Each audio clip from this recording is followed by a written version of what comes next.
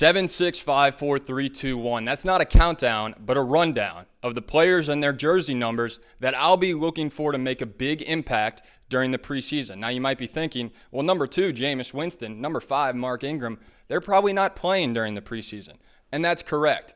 But the veteran leadership and the impact they have on the sideline goes a long way.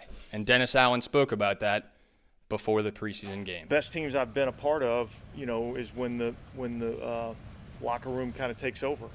And so, yeah, it's important for these vets. And look, these preseason games are important for a lot of people in a lot of different ways. And the role that some of these vets play,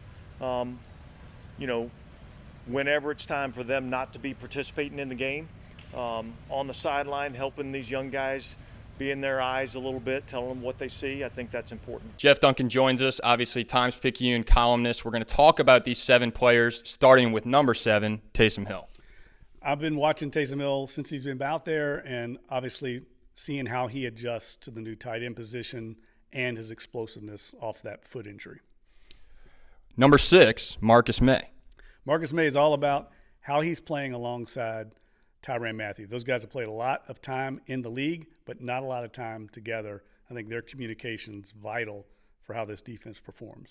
And with the safety, Marcus Maye, can you talk about what might he be dealing with when it comes to a pending punishment? Well, until we see how the legal process plays out, he would probably be looking at what we saw last year with Deontay Hardy, which is a minor two-game probably suspension. When that happens, I don't think anybody knows. Number 5, Mark Ingram. Mark Ingram, I want to see a little more explosiveness. I mean, he's the second oldest running back in the league. He still looks good to me out on the field. What role is he going to play? Is he going to be the primary backup to Alvin Kamara? And can he carry a team if Alvin Kamara is not available, as he could be later this year because of a suspension? Number 4, the punter, Blake Gilliken.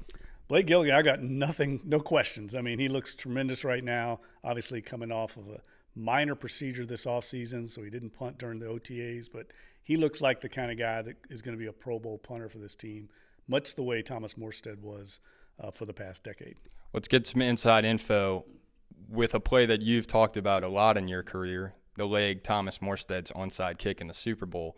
If they go with an onside kick, Will Lutz handles kickoffs. If they go with an onside kick, who does that? That's a good question. I don't know. I don't know the answer to that because it's such a specialist kind of position doing those trick kicks. Will Lutz can do them. I've seen him do them. They practice them.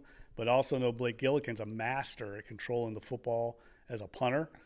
So it will be interesting to see. I think you would probably want Will Lutz. Otherwise, people are going to be wondering, what's Blake Gilliken doing? Lining up to kick off. So more than likely would be Will Lutz. And he's number 3, Will Lutz, coming back, honestly only missing 1 kick during training camp. Thoughts on him and what it's going to take for him to get back to completely normal come preseason or game 1 of regular season? I think it's just going to be reps for him. I mean, he's a guy that is proven in this league. He's a Pro Bowl kicker, and he looks tremendous. Matter of fact, they believe that he could be stronger than he was before the injury, which is saying something because that was a significant injury he had.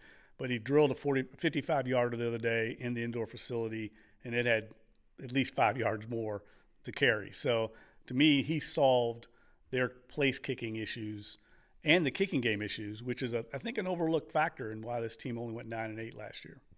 Let's throw a curveball to Jeff Duncan. Instead of going to number 2, Jameis Winston, let's go to number 2, CD Deuce.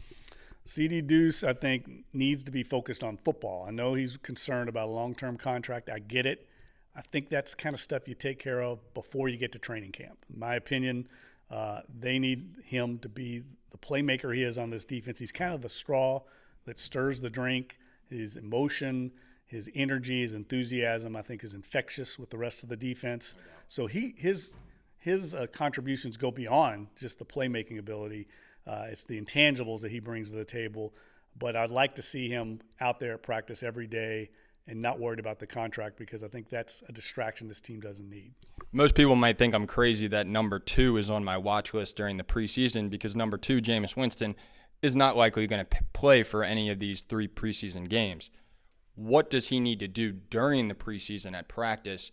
And obviously with the injury, leading up to game 1 of the regular season? Well, I think the foot injury was obviously a little bit of a setback.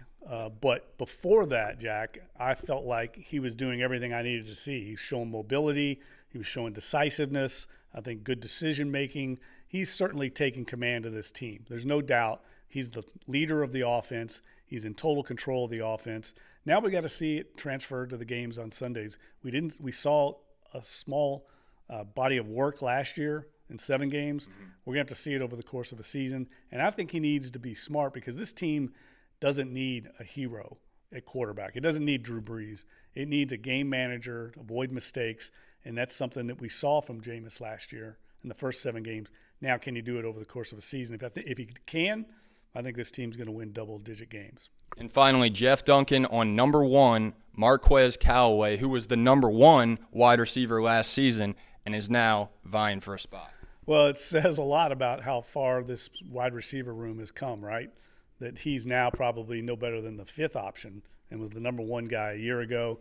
Look, he's going to make the roster, but he's not going to see as much playing time, clearly, as he did before. But Marquez Callaway is a guy that you should have confidence in if injuries happen, and they will happen. They happen every year, that he can come in and be productive. We've seen that from a year ago. He's still got great potential. He was just thrust way up the depth chart quicker than he should have been last year. So don't give up on these young players like that. Sometimes it takes them 2 or 3 years to develop. I've seen it happen many times over my career. Lance Moore's a good example. Mm-hmm. Marquez Callaway is a guy I think that inside this building they still have a lot of confidence in. And a quick follow-up, do you think the fact that now he doesn't have the pressure of number 1 receiver can make him available for more deep threat and special plays, like we were talking about 3rd and 11 situations, and lining up in different places like the slot rather than being dependent as the number 1 wide receiver? Well, I think it's interesting. He's been used a little bit more in different wide receiver positions, and that's something that they tend to do here in this offense. It's such a complicated offense. They let each receiver kind of go at their own pace. And what I mean by that is learning the X position, learning the Y position, learning the Z position. And he's a guy I think that can play multiple positions, and that's going to get him on the field more. So, yes, I mean, he showed last year he can make plays in contested catches in this league.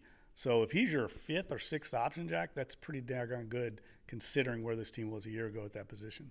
A man who knows more than most of us, where can we find you on Twitter and obviously on Times-Picayune and NOLA.com? At Jeff Duncan _ Twitter, right? Tail on the end because some guy in California's got Jeff Duncan and won't give it up. I've tried to buy it from him. He won't do it. That guy. And he never tweets. So at Jeff Duncan _ and anywhere on NOLA.com, of course. He's Jeff Duncan. I'm Jack Collada. We're signing out. Thanks, brother. All right.